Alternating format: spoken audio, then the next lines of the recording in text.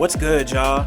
My name is Dylan Green, and this is Real Notes, a space dedicated to blurring the cultural and artistic lines between rap and film. I'm here to chop it up with everyone from rappers and producers to journalists and video directors about their relationship to movies and how, if at all, film inspires their craft. My guest this week is North Carolina rapper Messiah. We spoke about Untold, The Girlfriend Who Didn't Exist, Catfish, reality TV, King Richard, the Rugrats Movie, The Truman Show, the influence of Chief Keef, how ScHoolboy Q's Oxymoron changed his perspective on music, forming Killswitch with Mavi, ScoSzn, and Ahmir, crafting his style, a melancholic look back at his older music, and the creative process behind his latest project, Perfect 7. Come fuck with us. This meeting is being recorded. Oh damn, I've never heard that before. Word? not like that. Usually it's just like the same little like regular like the recording started. That was extra. They got real authoritative on your ass. This meeting is being recorded. Like, all right. Thanks. Yeah, I'm gonna do this drop real quick. And then we can get started. Okay. What's cracking, everybody? Welcome back to Real Notes. It's a beautiful overcast day, I think, in Jersey. I don't know what it's actually not like the sun's pretty bright on your screen, so I think the sun's out and shit. Oh yeah. Yeah, it's a beautiful day over here, bro. God damn. Yeah. And I just realized that means it's like 2:15 p.m. over there. Crazy. Yeah, my day's almost over type shit. Yeah. Oh shit. We just getting started, man. I'm drinking good tea, turmeric tea and shit. Hell yeah. Yo, it's CineMasai, Dylan Green. I got a lot of names, do a lot of shit, run all over. And we got someone real special on the show today who rapper from North Carolina, working with Killswitch and everything they got going on. His project Perfect 7 came out a grip ago this year, but it's something I've been returning to a lot, and I'm really happy to have Messiah here. After some complications that were nobody's fault, But bro, thank you so much for taking the time. Like, I really, really, really appreciate you. Absolutely, bro. It's really my pleasure for real. And like I was thinking, like, bro, it's a super concrete link between audio and visual already. So like, yeah, like the whole concept is fire. So I appreciate you bringing me on here, like just from my perspective and shit. Oh man, definitely. Like, yeah, like I've been saying, like I've really been, I was stuck on Perfect 7 for like a good period of time when that shit dropped, and just going back and re-listening to it and running through the bit of your discography I was able to do before we hopped on. Like, just you've been on a journey and it hasn't even like really started yet. So like I'm excited to kind of like just connect the dots a bit. Facts. I appreciate that, bro, because yeah, it's a lot that goes into this, like a lot. So hearing them, like getting them flowers in real time means like the entire fucking universe to me. I appreciate it. Yeah, and like I said too, like the link between like film and like exactly what you're trying to do with this podcast is like bro, like the whole thing of creating art and making this music, like it's a lot of visual inspiration that go into this. So yeah, man, I can't wait to get into all of that. But before we do, I'm gonna ask you the first question I ask everybody who comes on here. What was the last movie or TV show that you had a strong opinion about that you saw? Last things I watched, I just watched the Untold documentary about Manti Te'o. Oh shit, how was that? Bro, it's like bewildering, like, cause also it's like bro, like I'm 23, so like I grew up like damn near knowing what a catfish was. So it's like it just sounds crazy to me that like there was a period in time that was not that long ago, like I was alive and breathing and shit, where like niggas did not know what a catfish was and how to even like handle that sort of situation. Like it was crazy to me, bro. And yeah, and the thing too that also really got me was that the person that did it, I believe their name is Renaya or something, but basically they never apologized or nothing. Like they didn't give like a real in-depth apology about the whole thing. Like they really like fucked this man's whole career over. Like, and man, yeah, it was like it was batshit crazy. That's wild. I haven't seen it yet, but to the point you were making about like I remember when the Catfish movie came out and like everyone like realized what it meant. Yeah, because like it wasn't like, not that it wasn't a thing, but like there was no like catch all for it. Like we didn't know to call it Yeah, Catfish, and then it just like happened, and all of a sudden like the movie happened, then the show happened, and you used to start hearing about it more because it's just one of those things like, oh, we know what this is now. Like it's a catfish. Like that's yeah, like just being alive and like seeing that shit happen in real time is just so yeah, bizarre. Just like having it not yeah. exist one day and then you wake up and it's like, oh, you hear about this catfish? Like, yeah, I know. It's just so casual type shit. Like, No, facts. It's crazy, bro. Especially like just with the existence of the internet and just how fast things move today. Anyway, it's wild. But wait, so it was a Catfish movie? Like, is that what the show was a spinoff of?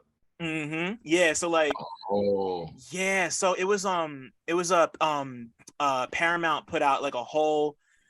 It must have come out in like it was sometime between like '08 and like 2012, and it was just like it was either about like one specific situation or like a couple, and it was basically just like the show but a movie, and that was what inspired the show, and like it just kind of took off from there. damn! I had no idea. That's wild. And I'd be thinking like, bro, like I would be like devastatingly embarrassed to be on the other end of that shit. Like really you having your whole shit just aired out for like the entire nation to see that you was getting fucked over. That's also why this Manti Te'o situation was crazy, because it's like Right. he basically went from being like this superstar football player to now his whole existence is associated with the way that he got did dirty.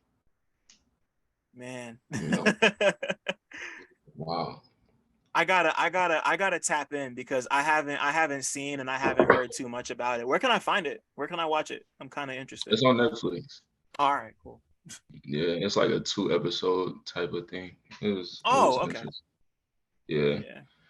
But other than that, other things I watched recently was let me see.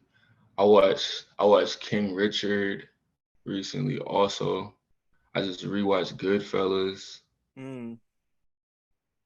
and I've been watching Winning Time. That's like, yeah, that's How'd been you my how'd you mm. no, I I didn't mean was to saying cut you that's off, sorry. been my most recent like watch history type shit.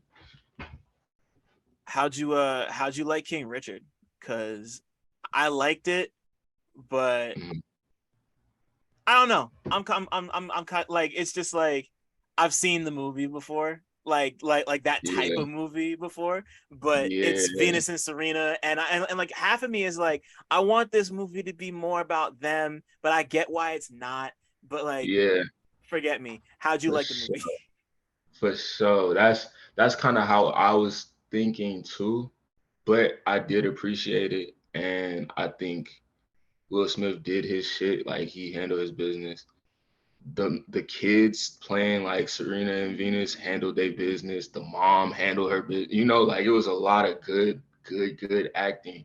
So even it being like, I definitely was feeling the same way. Like okay, I kind of seen pieces of this before or whatever, you know, but I was appreciating it. And I was thinking like um Richard Williams, like his story is a captivating one because he is a great migration baby for real. Like Right. from Louisiana, moved out to LA to handle his business and build something for himself and his family. And that's something that fascinates me already. So like I was I was appreciating the storyline of it a lot Right. and kind of like seeing, you know, like the motives behind him being so harsh or determined, you know. So Yeah. Like, yeah, and like Will Smith is like he goes out of his way to make movies about like black fathers and just like how mhm. complicated that can be for a lot of reasons. And like like Richard Williams is like, like people had issues with the way that he kind of like, he kind of like psyoped his children into becoming tennis stars, low key. Yeah, But like it yeah, worked out, of course. But like it did. it's just like it's interesting and complicated and kind of weird, but like also really Yeah, inspiring because it worked out. Like if it didn't it- work out, we'd be looking at it a whole different way. But for like sure, for sure. And I think also like to what you said too, I think I am curious to see more of Venus and Serena's like perspective of being raised that way, you know, and mm, how that affected their psyche and how they view themselves in the world and shit like that. So I think but it definitely opened up, I guess, that sort of conversation or right. thought process for me at least. So And yeah, like like for what it was worth, like I enjoyed it. Like it's not like I thought it was mhm. bad or nothing. It was Exactly. it definitely did what it needed to do. And Hmm. and like especially now that Serena's retired, I'm sure Yeah, at some point someone's gonna like, like how could you like not make a movie out of Serena Williams' life? Like exactly. Like come she's on, the son, like fucking goat, bro. yeah, no, like Yeah, I remember coming up watching her fucking win grand slams and just like, just like, like I don't even know. She was just somebody that like, even if you didn't fuck with tennis, like she's one of those. Like even if you're not a that's what tennis I fan, was gonna like, say. yo, Yeah, and that was one thing too I appreciated about the movie is that he was literally like, "Yeah, we finna infiltrate this white sport and be the niggas at it. Like we gonna be the right. ones." And they really did that shit, bro. Like, yeah, Like awesome shit. And like the only other time I could think about some shit like that happening is fucking Schoolboy Q in golf. Cause like outside of like Tiger, I mean like I know there's black golfers and like shout out to all the black golfers, but like like Q all the kind of black like folk. Q was just like I like golf and I'm gonna like make that my thing now. Like I just saw him on a commercial, like a Nike commercial with like a whole bunch of other golfers, and I'm like he's just there, like I'm like that's tight, like good for Yeah, you, bro. that shit is so hard, bro. I seen that Nike commercial too. I was really appreciating it because Schoolboy Q is like one of them like oxymoron, like when it dropped, like changed the way that I looked at making music for real. And Ooh, so like seeing him be able to do just regular cool shit and just enjoy life is like beautiful yeah, for man, sure. he's been through so much, and just like I'm just happy. I'm happy he's happy because he seems like real comfortable and just like real happy. Like him and his daughter are off doing their own thing. Like Facts. yeah, yeah, that's just you can't ask more than that. I wanna come back to why oxymoron is so important to you, but before we Yeah. do that, like talk to me about the first time you remember watching a movie. Like it could be at the theater, it could be at your cousin's house, Whoa. whatever. Like Oh shit. Damn. I don't know, bro. Probably if a show is like a VHS tape, for sure. Um, Low key, it probably was one of them orange VHS tapes, like the Nickelodeon joints. joints, yeah. Yeah, yeah. That's definitely one of my earliest memories is like watching like the Rugrats movie, Space Jam. Um, yeah, good classics. I actually just was rewatching the first Space Jam the other day too, and I was like, damn, bro, like, like it's crazy how far like animation has come to this point. But Yeah. yeah, I think man, those is definitely some of my first memories. I don't know like when or where, but I have like that internal uh memory of it, you know. That's so hard. I remember the first time I saw the Rugrats movie specifically, because yeah, I feel like everybody of a certain age has had those orange VHS tapes. I don't have any of my old ones, Oh, but I definitely had them. Like I saw yeah. I saw that shit in the theater.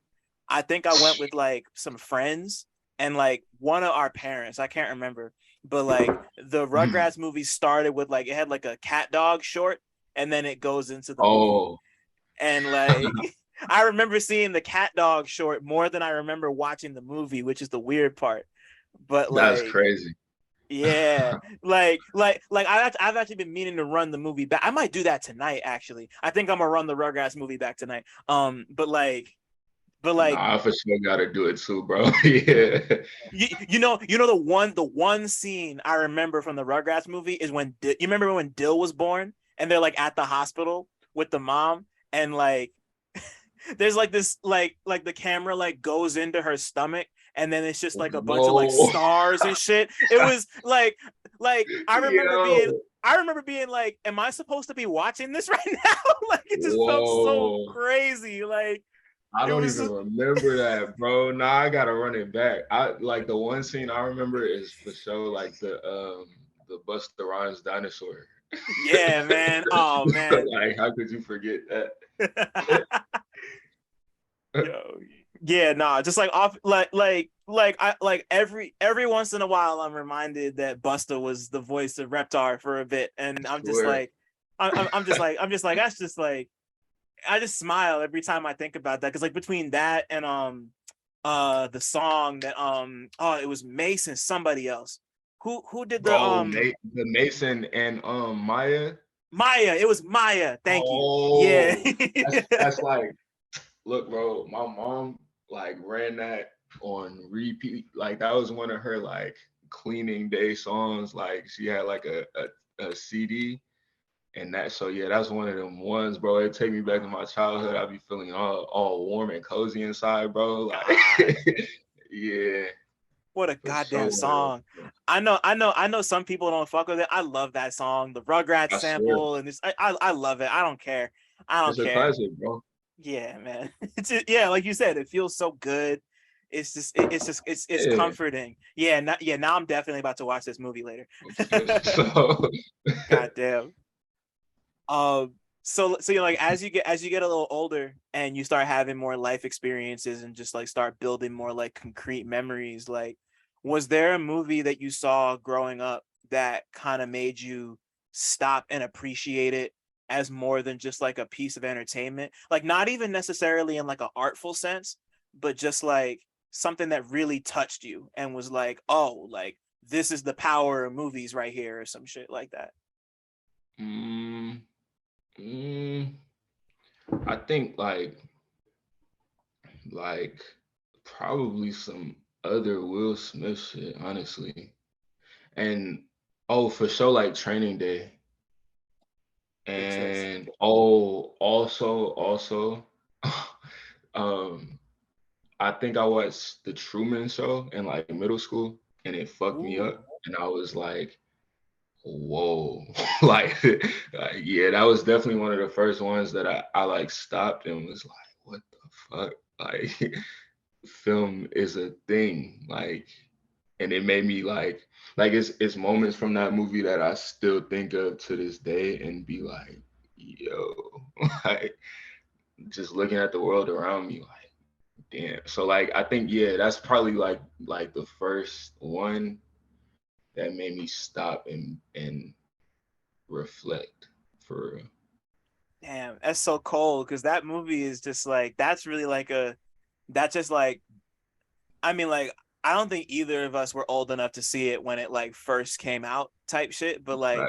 that's just like that shit still like breaks people's brains like to this day. Like you show somebody Yeah, who's like 17 that movie and they're gonna be like because like no, the for real. like it's just and it's crazy because that movie I think like that movie came out before reality television was a thing. Like reality TV wasn't a thing when the Truman Show happened. And then Whoa. like 5 6 years later, like it just like I didn't even know that. they had the crystal ball with that one, man. It's kind of nuts, Whoa. honestly. I was doing some reading on it and somebody mentioned because like it came out in like the mid to late 90s and like Facts.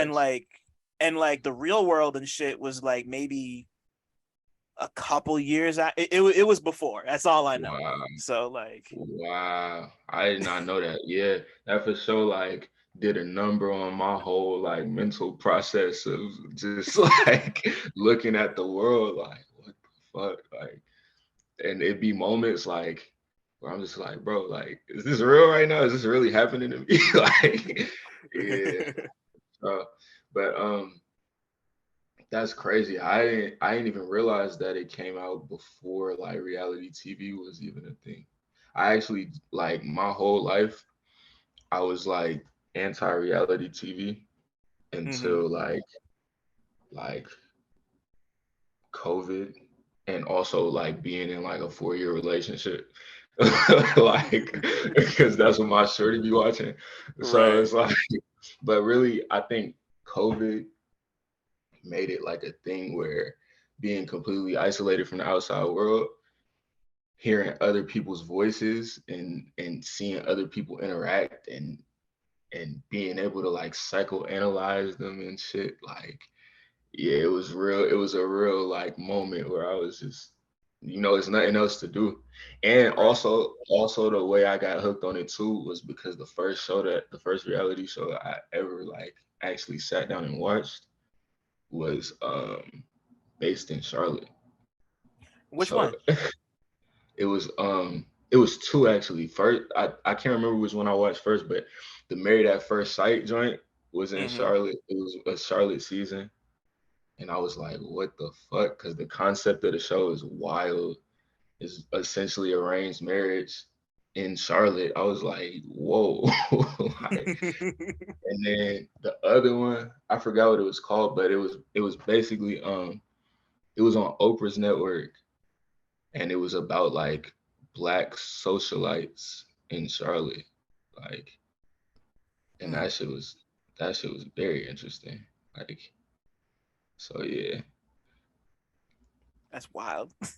I my sister and I used to watch a lot of reality TV back in the day. My sister loved Bad Girls Club, and I think like season 4 of Bad Girls Club, I got like sucked into it, and I was like, oh, I like kind of love this. Like this shit is crazy. Yeah, bro.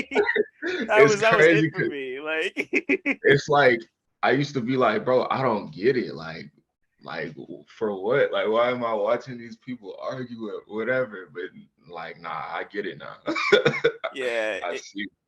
you get like an episode and a half in and it's just like okay like you know you don't want to like it but it's just like Mhm. like You god want to damn be it too like oh cool. You want to be too cool to watch reality yeah it's like TV. yeah Everybody, bro every guy does. yeah man it was like it was like Bad Girls Club was the first time I was like okay I fuck with this shit I guess it was just because like yeah I don't even know like I don't like I want to man, I'm really thinking about this now. Cause like I'm pretty sure there was a time when I was like, yeah, reality TV is stupid or whatever. But like it was just it's just like it's like anime, right? Like there are people who think they don't like anime, and then you find and then you find one that you love, and it's like, oh, like Yeah, I really just like denied myself for. I mean, like of course, yeah, like not everybody has to like anime or reality TV, but like sometimes you like find that one, and it's just like, wow, like I've been like lying to myself for years. Like, I'm Exactly. fucking with this. Like, Yeah, bro. It's like once you can appreciate the concept of it, then it's over with. Like you can indulge. Cause like I yeah, said, right. like for me it was a thing of being like, what the fuck are these white people thinking? Like, and from there, then it was just a wrap. Like, Yeah, bro. Yeah, like it's just like, cause like right now, like, like especially through COVID, like I've been really digging into, like, I got really into baking shows, like word, stuff like, like Nailed It, and like fucking word. I haven't hit like the Great British Bake Off or whatever, because like that's like a thing like all my people love, but like I just like Mm, stuff like that. And like there's this makeup one called Glow Up, where it's like they got like 10 people and they're all trying to become like the next like makeup artist. it, hey, it's it's it's so cool. I ran through like, yeah, like yeah, me and my I girl ain't ran through 4 seasons of that shit. It's beautiful. damn. I ain't seen Glow Up, but I seen it on Netflix, like just scrolling through, you feel me? And I was like, Mhm. yo, niggas need to give Chief Keef his fucking bag, bro. Talk about like it, son. Yeah. like that's literally from Chief Keef, and niggas use that as like a term just of endearment and things now. Like, Right. oh, there's so much that man gave us, bro. Like, I was literally just talking to my homie Crash. I love you, Crash. Shout out to Crash. I was just talking to him about this like 2 days ago. Or was it Crash? Shit. Damn, who was I talking to about Chief Keef? I talked to a lot of people about Chief Keef. I was talking to somebody. Like I'm so sorry. I'm forgetting who I was talking to, but like Keef is Keef's like not even 30. No, I was talking to my man Caleb. exactly. I was talking to Caleb about it. Shout out to Caleb. Shout out to Crash too, but shout out to Caleb. Yeah, like Keith's not even 30, bro. Like No cap. he feels like he's like 40 years old, but he's like No cap. 27 or some shit. Like, Yeah, he just turned like 27 like the other week or something. And I remember like because everybody was like posting it and shit, and like my girl and like her sister and like everybody who I was in the house with is like, bro, like Chief Keef is only 26 or 27. And I'm like, bro, like he's young as fuck. Like he was like 16 giving us gems, bro. Like, come like on. when Bang Bang came out, like he wasn't even 18 when Bang Bang came out. Like, that's nuts. Yeah. Like, Yeah, God, man. son. Like, Man. and just like thinking about like the stuff he did like by himself, like you could just like Bang Bang and Don't Like, and then moving on to like even just moving on to like the production he did, like his shit being all over the Yeah. Uzi album, and like him doing Chrome Heart tags, like just That I that's can't it. amazing. And like I went back and listened to I went back and listened to Thoughtbreaker for the first time in like 2 years. Me too. Yo, Like a week ago for sure. And I was like, what like, bro, it's so beautifully composed. yeah, fun. I just don't understand. Like he's just one of those like he's like Wayne in the sense that like Wayne popped when he was like he wasn't even like 13 when he popped at the Yeah, Hot Boys, and like he feels like he's been around so much longer, or he feels like he's so much older than he is, because he's like in yeah, his like mid, like him and T-Pain are in their like mid 30s, and you would think yeah, that they were in their like early to mid 40s, and it's like nah, they were yeah, like kids when they popped, like yeah, yeah. But that's a lesson in itself, bro. Listen to the youth. like The kids run this shit, bro. yeah, bro, they will show you the way every single time. Yeah, you every know time. like Yeah. speaking to the youth, like let's run over to music. When did music come into your life when you were younger, and what were you running? What were you running? What were you running? Uh, like out the womb for real, cause my dad is like huge hip hop head, so like I was hearing all kind of like Hove.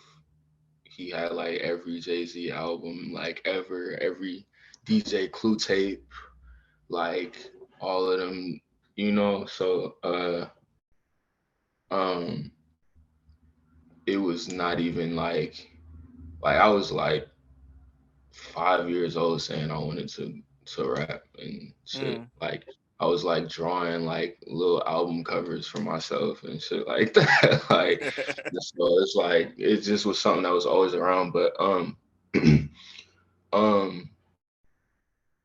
I used to like go into the like entertainment center and just grab like I said, like the Hove albums and like Nas, Ghostface, like all of the, like the legends. And then once I had like internet access, then I was like diving deeper into, like MF Doom and early Wayne shit. And yeah, yeah, a lot of stuff like that. And then I started like, like the YouTube rabbit hole thing. So like early on, like early middle school days and shit like that, like I'll find like a song I like and then find the sample and then find that artist and then just be running they shit. So like yeah, like I was getting a real like wild mix of things of like jazz and I was into like Herbie Hancock and shit like that, like Stevie Wonder, just like all of the people that like a lot of this rap thing is rooted in, like Totally. a lot of the godfathers and mothers of this whole thing that we do. So yeah, it was a great blend. Great blend. I feel it. That's I did a lot of that too. I was really into Herbie Hancock's Headhunters. Like from the time I Yeah, first heard, like I think I might have heard Watermelon Man somewhere, and I was like, "What the yeah. fuck is that?" And like I think that and was the one that got me too. that whole album is like that shit. That was a whole head bust for me. Just like I had never heard, like I had heard jazz music before, but never like Yeah, that. And I was like, at oh, like home. jazz can be like this, like just real like psychedelic and just like all it's yeah. And like Mm. yeah, nah, I had a phase just like kind of running through.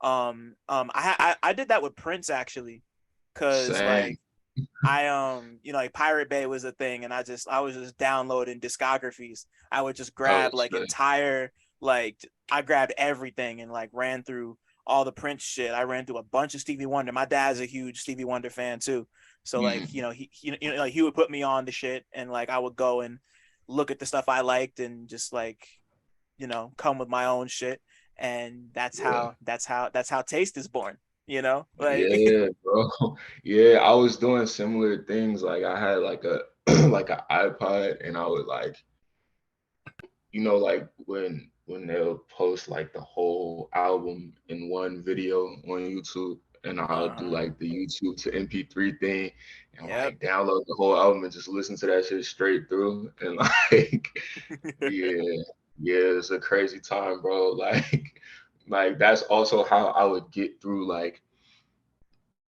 chores, like doing the dishes as a kid and shit like that, is because I would look forward to like exploring like a new album, new artist, whatever. So yeah. And then like recently, like when I first moved to LA like last year, my shorty took me to a Herbie Hancock concert. Hey, that's crazy. How was that? Man, man, my inner child was like glowing. Like it was beautiful, bro. He said it was his wife's birthday, I believe, that night. And he brought out like his grandbaby and did like a happy birthday rendition, like with his grandbaby sitting on his lap. Like it was Oh, beautiful, dog. Like, yeah, that's so wow. I don't even have any words for that. That's so beautiful. swear, swear. And then I seen Stevie too, which was also fucking amazing. Like yeah, it's certain people that I just like I feel like I be wanting to make music more like them more than I feel like in competition with rap niggas, you know? Right. Yeah. Yeah, you mentioned it's funny you say that because you mentioned Q and Oxymoron earlier, and you said that played a you said that was a huge influence on you. So talk to me about that. Like, what was it? What was it about Oxymoron that really kind of blew that open for you? Well, first, um, when I first like discovered like Kendrick and Black Hippie and all of them, Yeah. I didn't understand Schoolboy Q and why he was in the group.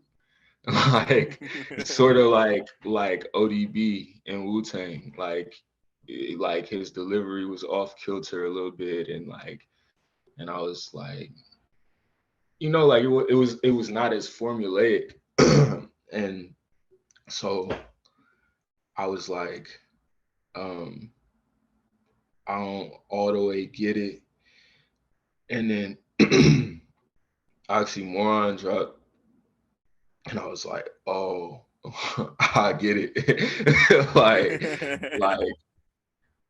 I think it made me look at music a little differently because in that moment when it dropped, that was like 2013, 2014, something like that. And I was in my super like self-righteous like hip hop head phase, Felt, you felt, know? felt. Like I was like 15 or something and I was like too good for anything. Like and so then I was like, oh, like this nigga is telling a story and it's good music. And he still is like rapping his ass off, but it's not like I don't know, bro. It's like I said, not like as formulaic as just like bar, bar, bar, bar, bar. Like there's bridges and there's like catchy hooks and there's like beautiful melodies and shit like throughout it. And I was like, yeah, I get it. I get it. Cause it's like even like I guess like Good Kid, Mad City, for example, it's like undeniably like hip hop classic. Yeah. Like and it's like pieces in place that are like you have to say that, bro. Like it's like and not to take nothing away from it, obviously it's beautiful, but it's like I think Oxymoron, I just was looking at it like, bro, it's shit he did with his voice in this shit. And and shit he did with like I said, like the production and like just telling a story with more than just words, I think is what it did for me. Right. Yeah. Just like because like I feel like the obvious one to go for with a thing like that is a song like Studio, Yeah. which is like mostly song and melodies, but like you could even look at something like what he did on Blind Threats with like the hook on Blind Threats where like that sung and then Right. he just goes right back into the rapping. And you could look at like Collard Greens or even just like Yeah. I'm cheating, I'm looking at the track list right now. No, But I'm looking at this shit too. But also, bro, the first song on there, Gangsta, oh man. that shit like captivated me. I was like, bro, like he's talking that shit and he's telling his story and it sounds like dark and it sounds like like I was like, fuck. And it's not like he's sitting there like intentionally like being like I'm gonna tell my story and I'm gonna it's just a good ass song and that Right. that shit struck me like yeah. I felt the same way about Gangster from Oxymoron that I did about the I can't remember the name of the song that starts off Blank Face. But like but like that was such a natural progression for me considering what both those songs are about. And just like the way that came yeah, because like I loved Oxymoron. I was in college when Oxymoron came out. And that was like a big Mhm. deal for me too. But then like Blank Face happened and I was just like, like you just hear like him do like this that fuck the blogs and just like the fucking like the basics. Yeah, Ugh. God, that Yeah. shit makes me want to fight, bro. I love that song. I swear that's the shit too, bro. Like it gets you in that bag. Like I was like, sheesh. like Yeah, even he's like even reaching back, like it was shit that he did, like Nightmare on Fig Street. That's, like that, like okay, bro. Like something as simple as like I remember he was like he was playing off that niggas in Paris line. Like, what's 50 grand to a motherfucker like me? Can you please mom? That shit where he was like, he was basically saying like, oh, I'll remind you, nigga, like what 50 grand will do for a nigga like me. Like, I'll remind you real fast. Like something that like straightforward and simple is poetic in itself without having to be like, hey, you know what? Like people are struggling. And you know, like just saying like something that simple, like nigga, where I come from, like I will rob you. like something that straightforward and simple is like right. a message and a beauty in itself. Like, yeah. Yeah, he and like he puts that across in a way that's like so natural and so conversational, and like he feels like a real person. Yeah. And it's not like Yeah. you know it doesn't feel like he sat down and said like I'm gonna write an album about my life. It's just like he's just That's like what I'm telling saying. stories into a mic. You know, like yeah, like you even look at something like John I'm like John Murr from Blank Face, like does that for me too. You know, like just like stuff that just feels so like like you hear him in it without it feeling like some, I mean like it's like grandiose and all that, but like it doesn't feel like he went in with the intent to make something that was just like it just so happens it's just big because it's big, not because they were like we gotta make this big, you know, like it just Facts. And that's yeah I was thinking about this too, like reaching back into the whole film and television thing. Um, that like happy medium between being able to give social commentary in real time, like as a participant of it, versus being like preachy, like from the outside looking in perspective. It's like you from the inside looking out perspective. I feel like it's so valuable. And I was just thinking about how that's why I love the Boondocks so much. I feel like yeah it's the greatest iteration of that happy medium. And as a nigga who make music, that's my bullseye every time. Like, yeah, yeah and just and you know like just like the relationship between like music and shit on the Boondocks has always been really like, you know, like they got like the good needle drops and the music supervision's all really cool. They of course they got like Doom, they got Doom all over the first season and a bunch of yeah, other songs. That was the first Stink Meaner episode is the first time I ever heard Guillotine by Raekwon from Only Built for Cuban Links, because like they yeah. play it in the fucking the fake fight scene, and I'm just like, Hmm. what the poisonous paragraphs? I'm just like, yo, like what Yeah, the fuck bro. is this? Like I was, yo, like Yeah, that shit was legendary. Like I for sure got hip to a lot of great music through that show and through like Adult Swim in general. Like I right. remember just like sneaking to watch Adult Swim and being like, bro, they got like Flying Lotus on here. Like what the fuck? Yeah, and Like like yeah, and like goddamn Madlib and all of them. yeah, There's like there's a billion names I could throw out right now, but like swear.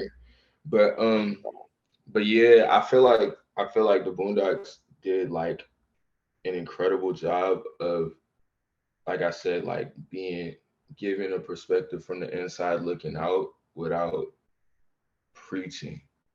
yeah And um to be able to like I was thinking like this whole shit is about crafting art with charisma, because it's like what you were saying earlier about even certain films where you feel like, oh, I've seen this before and I know where the story is going or whatever. You know, it's like as artists, we are touching topics that have already been like molded and mangled by like every hand in the world's existence.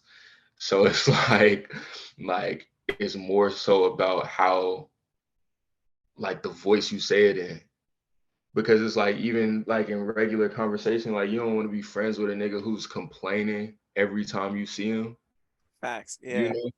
And so it's like, it's about the charisma of how you navigate that topic and shit like that. And I feel like um Boondocks, man. I'm so sick they canceled the reboot. Bottom line. Yeah. Part of me wanted it too, but at the same time, like you can't do that without John Witherspoon. You know, like No, nobody, facts. and like it's not even like it's not even just like oh, get somebody else to voice Granddad, because like what? Yeah, no, Like no. what you mean? Like no. It'll never be another one of them ever.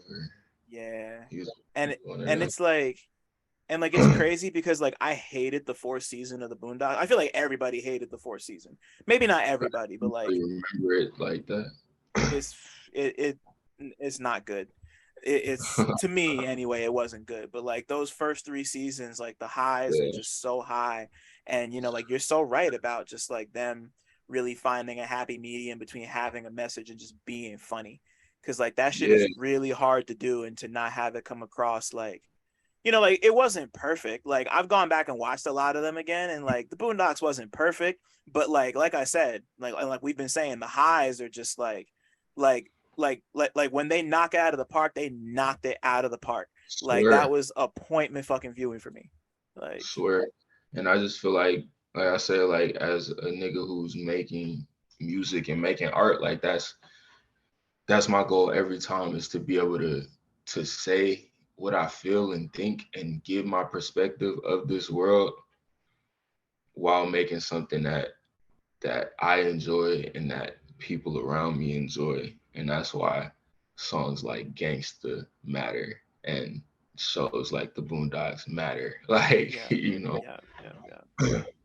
Totally. And yeah, I was gonna ask like if there was ever a point in time where you like connected music and film together in your head, but that's basically it right there, you know? Like, yeah. Yeah, it is. And low key too. I was thinking that low key, I feel like when I made the connection was fucking watching movies with the sound off, the Hey. Mac Miller joint. Rest in peace, bruh.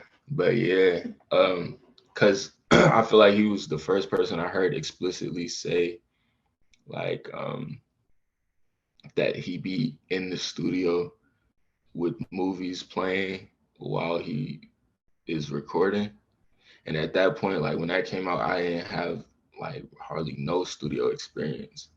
And I was doing a lot of shit just in my room, just like fucking around making music. So I started Right. trying it, and and it just became a thing where I was like, oh, like I get it now. Like now in the studio, like it's like it makes sense to have just something on the screen, like while like also just something to engage the homies while you record, or to even like put yourself in a certain bag. So it's like now that's just part of the routine of being like sometimes um I might be like, I want to make something that sounds how this looks.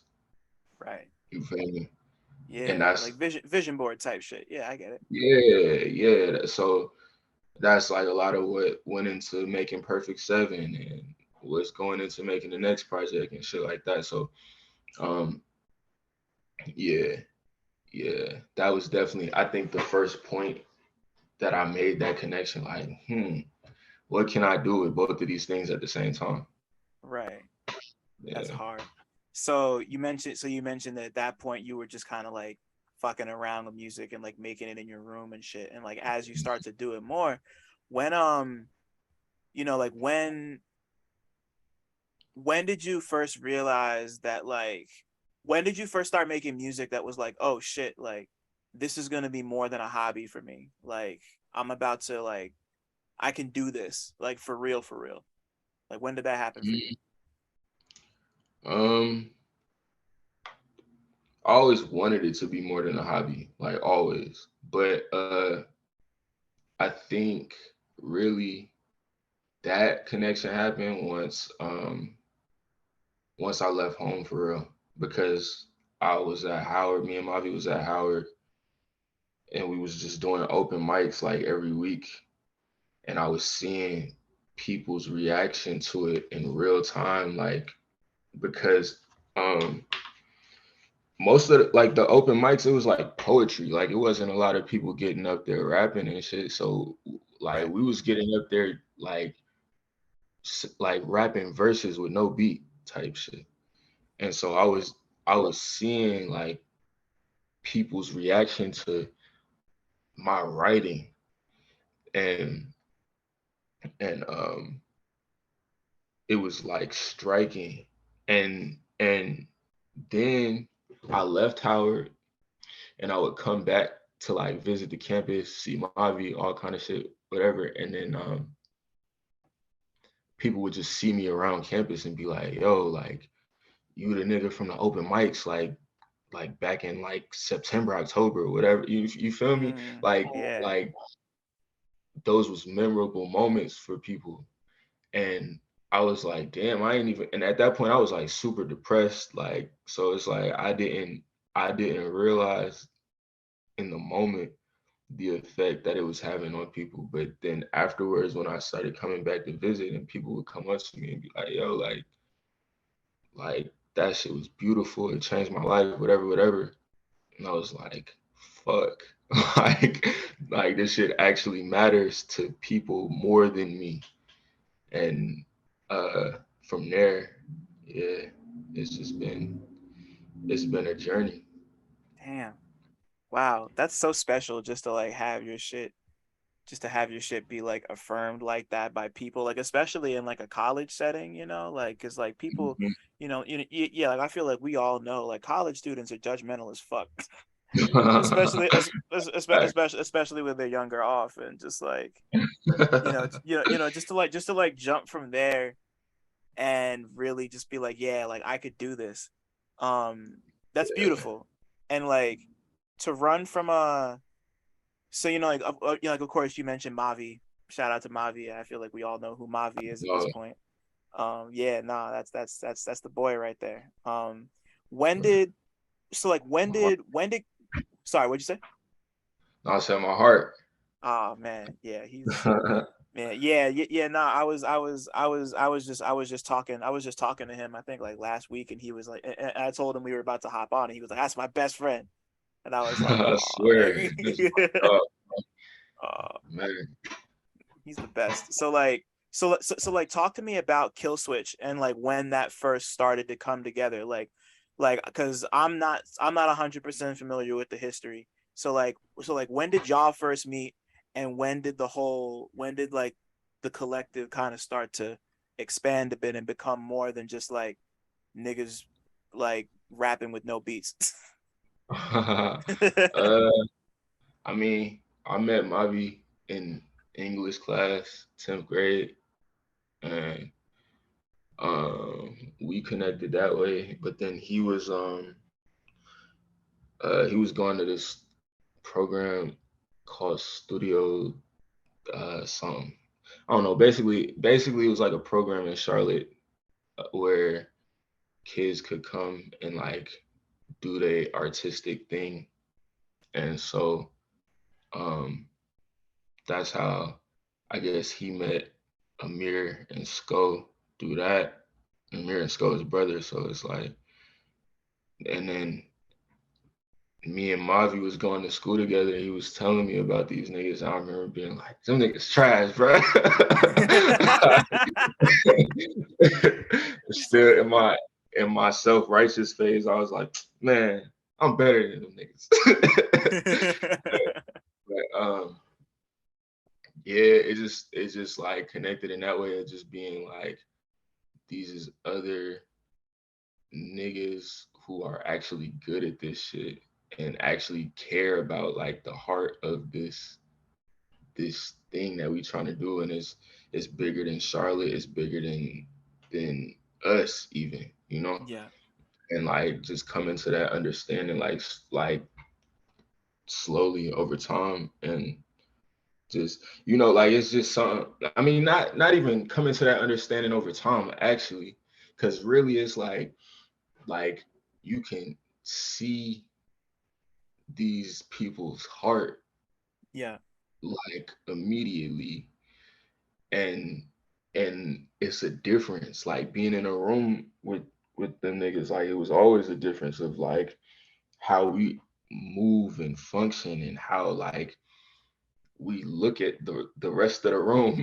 Like it was always like a thing of like this kind of common understanding of the world a little bit. So Yeah. um yeah, and it just became like Mavi started coming to my crib and recording. We was doing like a lot of a lot of music in my like bedroom. So like, and then Ahmir and ScHoolboy start coming over too, and then we just start seeking out like other places to record and shit like that. And so yeah, it became brotherhood and family. Like yeah, And yeah, like y'all just clicked, you know, it just yeah, happened. And you yeah. can't really like, you know, like when you notice something like that, you can't just like not take it nowhere. You know, You like feel me? it's just gotta move. Yeah. Yeah, man. And I feel really fucking like blessed to like know them niggas and to have like that sort of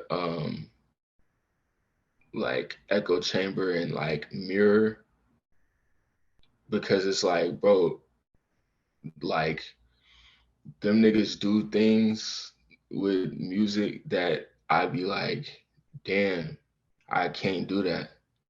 Or damn, like I want to get better at this shit. Like, and it's not a lot of people that make me feel that way in like in real life, in real time.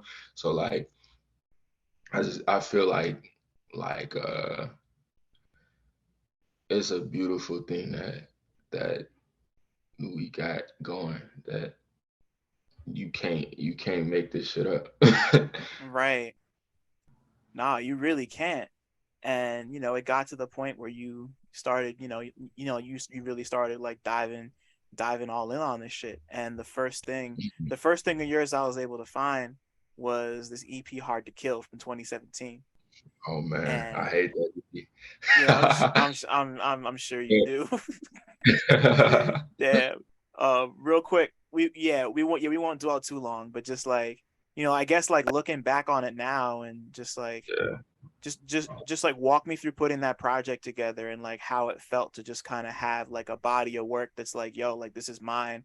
I did this, you know? Yeah. Um, that shit, bro.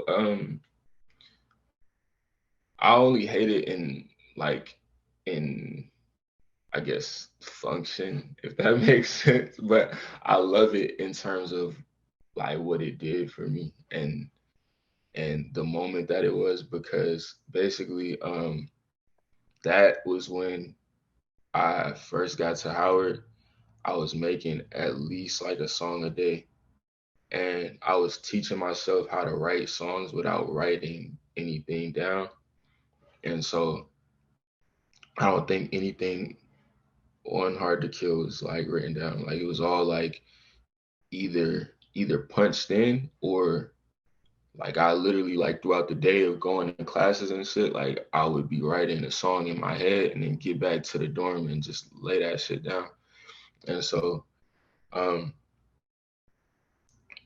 it's like that project was a real reflection of having this like me and Mavi was really at like rap boot camp for real. Like that's what we be Right. saying. Like because it's like we was really in a routine. Like I was locked in, and I was training myself how to do this shit and how to be an artist. Like and like that's some shit you can't really pay for, you know? And so yeah, I feel like that is beautiful in that way. Like I was able, because I was really, really getting in my like early Wayne bag. Like I was Yeah. like I'm putting this shit together just off the top. Like, so yeah. Yeah, nah. I was listening to Die About It earlier today, and it's Mhm. like that's just like that's the one where like I really felt exactly what you just said about like this is like all just coming off the top, and like Yeah. this is me just like putting it together type shit. Like Yeah. that's definitely the one. Like Appreciate it, bro. Yeah, that's one of my favorites off of there too, for sure. It's yeah, yeah, damn. man, that was a time, bro. Crazy. Yeah, you know, and yeah, just like and yeah, like not and like just about like a year later, you followed up with Dead Man, and you just like Mhm. move, you just like move up and out, and Yeah. eventually you And make it. Sorry, what? no, I was finna say what's crazy though is that Dead Man was done first, but I was actually scared to put it out because it was like a big deal for me, like emotionally. Like it was a lot of like just pieces of myself that I was scared to put out into the public eye, I guess. And so then that's why I went and just started making songs, just talking my shit, and I put Yeah. that out first. and then and then a few months later, I was like, all right, bro, I just got to get over this hump of feeling scared to do this shit, and I just dropped Dead Man. But So yeah. once you put out Dead Man, how did you feel, and B, how did other people like it? Like I assume it got some kind of really cool response, but like what, but like but like what was it like to kind of have that anxiety around this project and then put it out, and to have people be like, nah, bro, you got this shit. Like, Uh, I was definitely still scared even after I put it out, for sure. And for sure, I yeah. ain't really even want to like promote it like that for real. Like I did kinda, but like um, it was definitely like a lot of fear surrounding it, and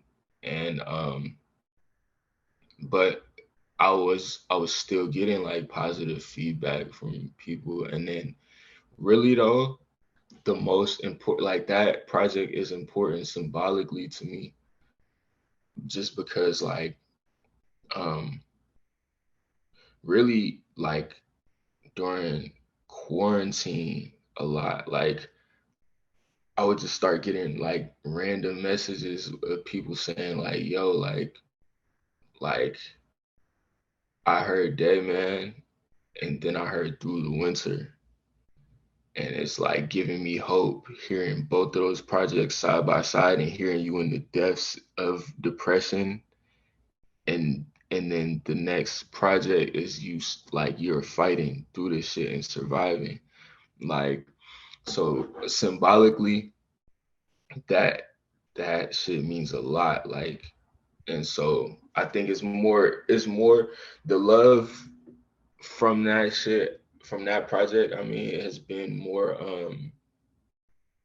like I said, like symbolically in retrospect. And I didn't like, it's a lot of times I'd be wanting to delete it off streaming, but because of how people interact with it, and it adds to like my story. It is my story. So it's Yeah. like it's people are able to see like, damn, you went from that to this to Perfect Seven. Like that's amazing. And that shit, that feels good. That feels like that's something I couldn't ever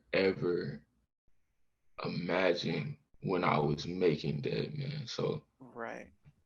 yeah. Wow. I didn't know that was the one you had made first, but like, you know, like that's like, you know, like that's like it, like it's so raw, you know, and like it's crazy and scary to put out shit like that when you're raw, whatever it is you're being raw about, because obviously Facts. like you know it's just like Mm, that's like it's just terrifying to have to do that, but you know, like it's all, you know, like you said, it's all a part of the journey, and it makes reaping the rewards and just, or like the rewards or the fulfillment that comes with just like being an artist and reaching people and being able to just like be like, hey, this is how I feel, and like people are like, oh, I feel you, this is how I feel Absolutely. too. And you know, like especially considering like Through the Winter and Perfect Seven are these two projects that, like, if they're not like explicitly like triumphant, they're at least like you're like moving toward getting better. You know, like Yeah. you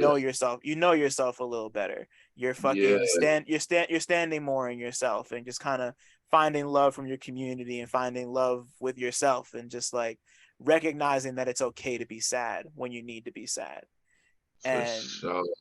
that's been the thing that's really been that's been the thing that's been drawing me back to Perfect Seven since I really just jumped back into it, you know. So like so you know, like you go through everything you went through with these last few projects, and you're kind of, Mhm. you know, like you're building yourself musically, and you're building yourself, you know, like mentally and socially, just like as like a 23-year-old nigga, you know, like that's like, Yeah.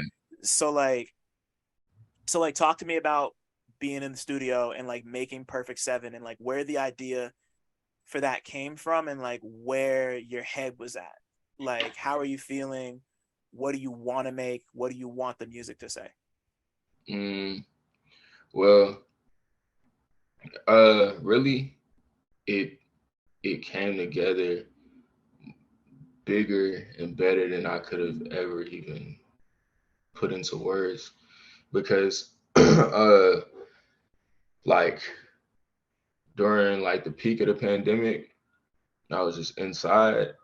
I made like 3, 4 albums, bro. Like just written and just ideas like recorded and shit like that. So um I was like, okay, I need to put this music out in a strategic way. So I was like, I'm gonna separate it with like, I'm gonna do like a small EP with like all the soul samples, and then a small EP with all of the non-sampled shit, and you feel me?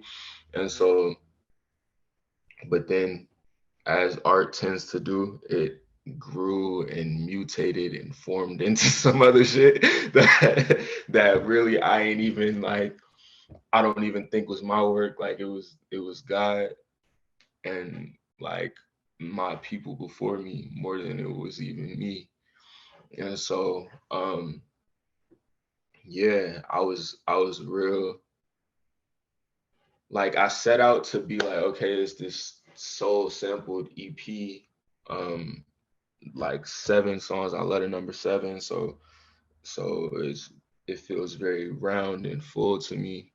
And then um I sat down and was like, okay, and this is that link between audio and visual again, where I was like, okay, like I'm watching like blaxploitation, like Dolomite and shit like that, Yeah.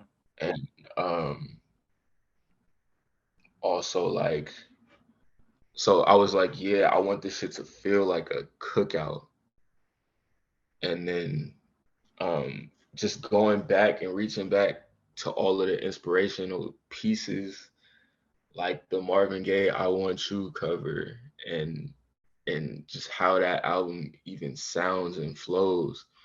Um, and so then I was like, obviously, like I can't do um, a cookout theme sonic piece of art without including my community. So then I was like, I start giving my family like prompts of shit to talk about and stuff like Right. I that. was And gonna it, ask about these. Yeah. yeah, and I try to do it like, bro. Also, like the hardest part of I think making that project was like trimming people's audio because it was like Yeah. it's so much gold, like, and I don't want to have like a 7 minute skit on the album, but like, Yeah. you know, so I mean, it would fit the Yeah. theme, 7 minute skit, but no, I feel you. Yeah, facts. It for sure would, like that whole like 1970s, like, Yeah. yeah, but but nah, cause I don't even always got the attention span for that. So I Yeah, no, know, that's OD for sure. yeah. But yeah, so it came together beautifully, and shout out the homie Bosco. I was at his crib like recording like the whole thing, and then um um I brought it back to LA and turned it into a full piece of art. And it's pieces like panel 26, for example, almost Yeah. didn't even make the project. Like that was not in the original list of songs. Why? It was a last minute addition because I the project was like finished. My two, it's crazy. My two favorites on there, Cloud Walker and Panel 26, was not on the album at all when it was done. Like, and Wow. so like Panel 26, um I was like in the studio, and or matter of fact, no, I was at like a record shop with the homie, and and niggas was just in there playing beats, and I met this producer Dev, and he played the I think the second half of the beat, and I was like, fuck, this shit is amazing. I Yeah. wrote the song like the same day, and then I went to record it, and then I sent the song to the homie Nova Blue, and he's like, damn, I love this shit. I made a beat with this same sample like 2 years ago. I Crazy. was like, I was like, nigga, what? So he sent me that beat, and that ended up being the first half of Panel 26. And yeah, it just came together like so beautifully. And then Cloud Walker, um, it was a thing where the homie Bosco sent me the loop, and then um in January I went to Colombia for my birthday with my shorty, and um while I was there, like I like enjoying it, and I just started looking. It was this moment where we was at like one of the highest peaks in Bogota, and I'm like looking out at the city, and I'm like, damn, bro, this shit is beautiful, and I wish my grandma was here to see these things that I'm Mm, experiencing. And then I had this moment where I was like, nah, but she is, because I'm seeing it. yeah, You feel me? And that's right. literally, soon as I touched back down in LA, I wrote that song like in like 20, 30 minutes. And it just was that, like, two last minute additions that I feel like really rounded out the whole project for real. Like, it's crazy. It's crazy how, like people hear stuff like this and they listen to the songs and they connect with them, and it's just like wild to think that like like a lot of the time, like stuff that people wind up loving is the shit that you're not gonna put out, For sure. or yeah, like at first you're like, I don't know, and then it just Yeah, like comes out and it's like that's it, like because yeah. like it's just like sometimes it's just almost like sometimes you can't fully, not that you can't fully trust yourself, but just like that, like if people tell you they want to hear something, 9 times out of 10 they're about to be right about it, Yeah. like it's typically, like I'm sure you like put that together, and like I'm sure you talked to somebody and you probably had your doubts and they were like, bro, like For put that sure, shit bro. out. Like, Bro, Kyle Walker, like when I first made it, I didn't get like everybody I know that heard the song fucking loved it and raved over it, and I didn't get it. I was like, bro, like I made this shit for me just because I was like, damn, I miss my grandma, and I'm talking about like that's all I want for my birthday. Like I was like, I don't get why niggas like love it so much, but it's like, nah, I get it now. Like especially hearing it in the context of the rest of the album is like, yeah, yeah, yeah, it's the one. there's there's no better way to end the project to me, you know, Yeah, like, you know, like even though like no, because like Love Back is like just like Cloud Walker in the Love Back is just that's like yeah, that's how you end a project, you know, like yeah. that's like a this is a closing song. And you know, You like feel me? obviously like not every project needs to be like a seamless experience from beginning to end type shit, but like when you come across that one where it's just like, yeah, this is the ending track, you know, like I felt Mm-hmm. that way. I mean, obviously, I felt that way listening to Cloud Walker because I think that, yeah. I think of these, I want to say Shine, So Much Hate, and Cloud Walker are probably probably my three favorites. And like, Or, I got the same feeling from Cloud Walker that I got listening to the end of the Rock Marciano and Alchemist project that just dropped. Like that song Think Big, like that's like an ending track, you know, like if you're not looking at the track list, like you hear that and it just sounds like a this is the last song before this shit is over. And Cloud Walker and Love Back is a this is the last song on this project. Time to go find some other shit before the radio starts. Like that's like, yeah, like right. that's what I got from that. So Yeah, man. I ain't heard the Rock Marciano yet. I gotta run that shit. it's But good. yeah, man, for sure. I definitely like. It's definitely like and then hearing it, I put pieces in place to make it that also because I was like the original song had like no drums. It had none of the like trumpet at the end.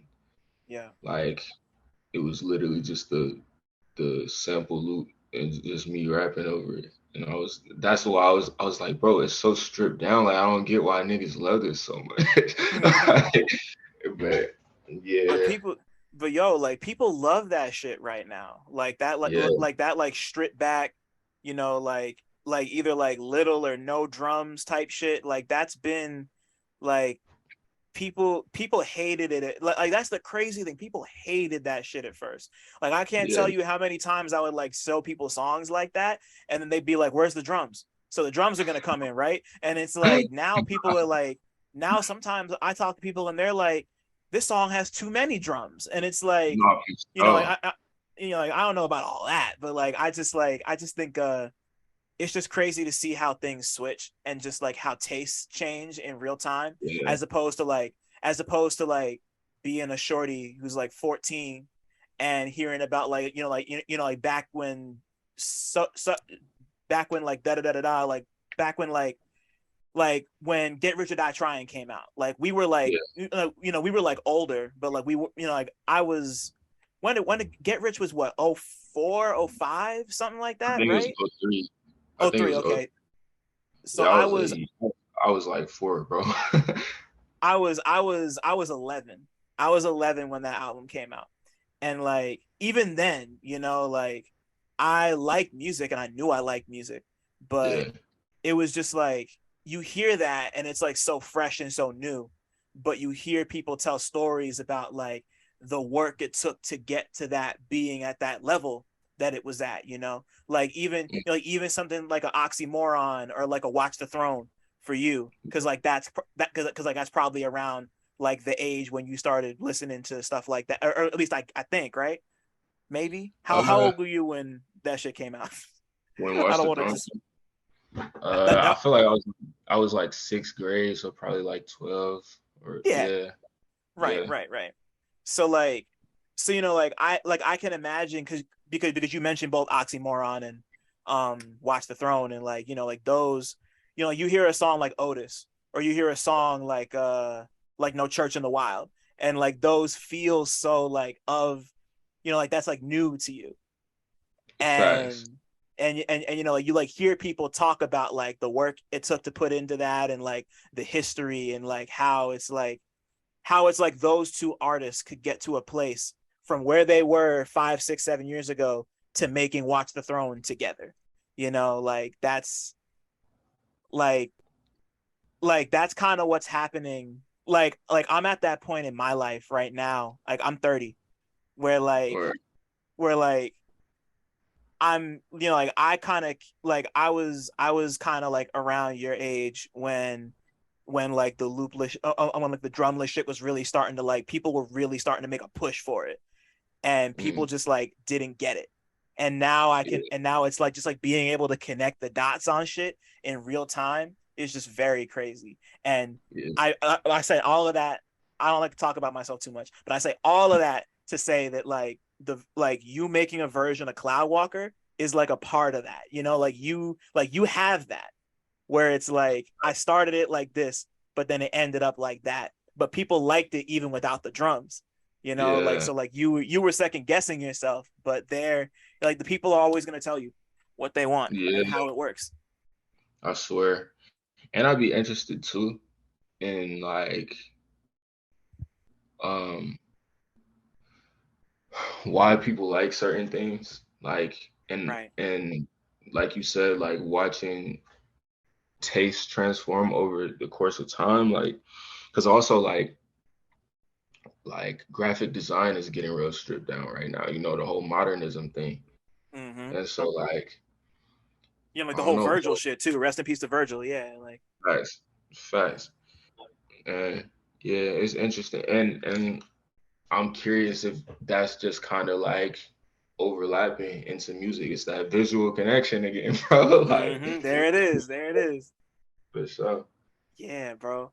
And like and like something that makes Perfect Seven a really special and interesting thing to me is just like considering the amount of talent, the amount of rap talent specifically that's always existed in North Carolina. You know, like it go Oh you know, like yeah. it goes, you know, like it goes back to like your Little Brothers and your PD Pablos, and even as Uh, you know, like fucking Cole and just like everybody who's like been doing big shit out of North Carolina. But like it feels like there's just like a there's like a crop of y'all who are like not at that level yet, but just like between like you and Mavi and the rest of Killswitch and people like OG Spliff and Tia Kareen and just like all of y'all who are like really like making such great music in one like concentrated area, or coming out of one concentrated area in the States. And like I feel like because like I won't front, Perfect Seven was my first time hearing your music, and word. I went and like dug through everything else. But like this is like this project is like the hey, Messiah's here.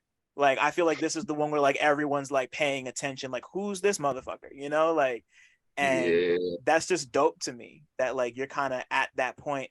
And like especially now knowing more of your story, and you and just, you know, like we've been saying, just like you're like really mapping out the path. So like, you know, like I guess for you being in that position where like this is your project you're putting out and you've got arguably more eyes on you than you had ever, like how do you feel looking, you know, yeah, because like the project's been out for a grip. So like how do you feel looking back at Perfect Seven and kind of still seeing people connect with it and just being like, wow, like this is because like I don't want to gas it up too much, but it does feel like a watershed moment for you. Like this is like Man, a we're moving up type shit. So like, for how are you sure. feeling? How are you feeling? Like, like what? It's been like 3, 4, maybe 5, maybe even half a year at this point. How long has it been Yeah, since Perfect Seven? it came out the end of March, almost damn near almost to the day. It was March 24th. So Oh shit! So, yeah, yeah, so like it's been 5 months. 5 months. Yeah. 5 months. What's the So yeah, name? like yeah. Yeah. It's crazy because I actually like just recently started listening to it again, just because, you know, like when you in the process of making it, like I heard it so much that like, and I was performing it so much that like when everybody was like raving about it, the like when it first came out, like I stepped away from it. And so like now I'm like hearing it again like months after, and I'm like I be getting like emotional, like fuck. Like this is me, bro. And this shit is like bro, like being able to step away from what I create and look at it with fresh eyes every time I be fucking impressed with myself. Like bro, it's verses on there like bro, like It's Ours is like all time rapping, all time like hip hop record, and I'm saying that as Micah, not as Messiah. Like I'm Yeah. saying that as like a nigga who is a fan of this shit, like is like that, you know. And so I'm uh I'm definitely real like enthused with it as a piece of art. Just like fuck, like I be damn near like in tears, like bro, because like I said, like it like grew and mutated into something that I couldn't have even put together myself if I tried. So Right. it's moments throughout the project that like I hear God speaking through me, or I hear like my grandma speaking through me, my uncles, like you know, like Yeah. them moments are priceless. And um I don't know, I guess like I just be in awe. Like, and I'd be so grateful to be a vessel for them ancestors and Right. them spirits. Like, and I feel like I just gotta cherish that Right. wholly and fully. Yeah, and this is like and this is and like you're at that level now when like I said, like you got eyes on you now. You know, For like sure.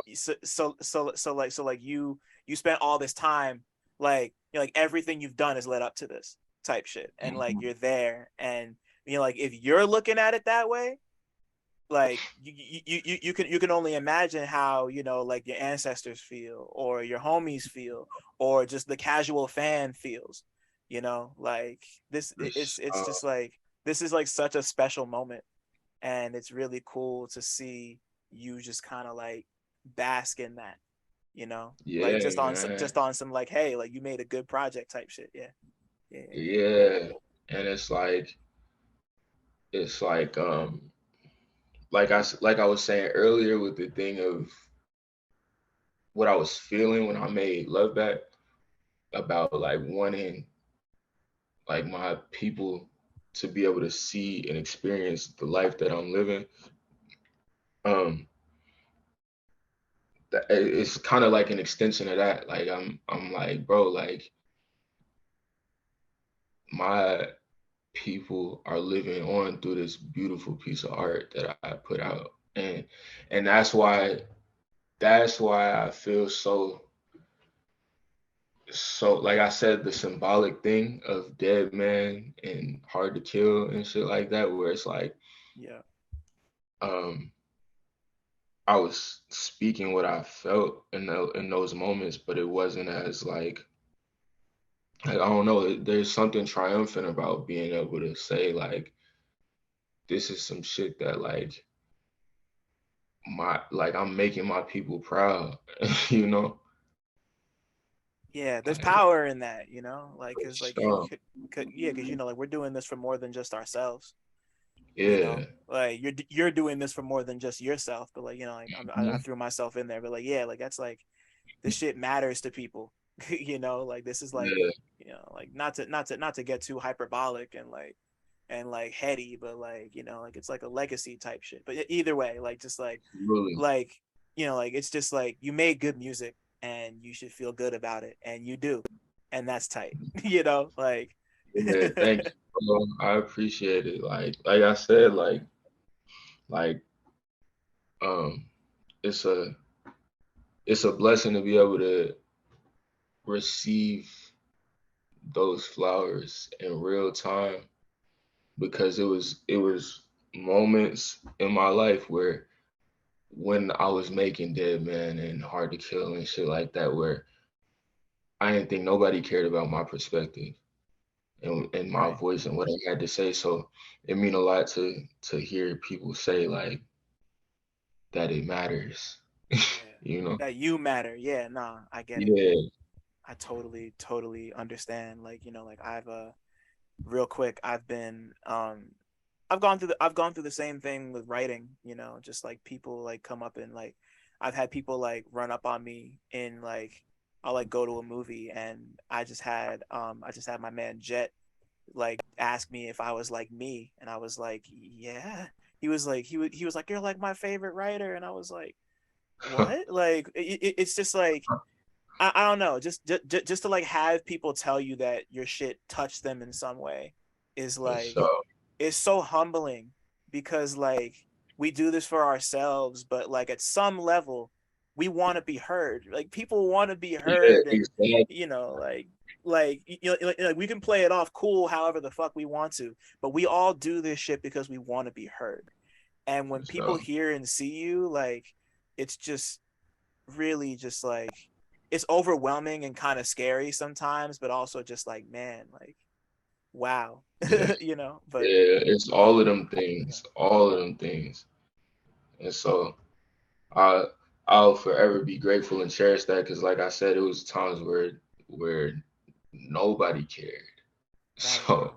just so like one person listening and appreciating it matters a lot. So goddamn much. Yeah. And before we wrap this up, last question for you. If your life was a movie, what would it be about, Micah? Man. Uh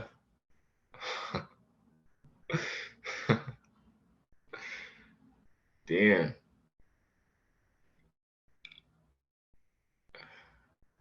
Damn, you got me, bro. uh hey, it'll be about a chef and Yeah. like a culinary metaphor for for crafting the most beautiful, exquisite cuisine that is life.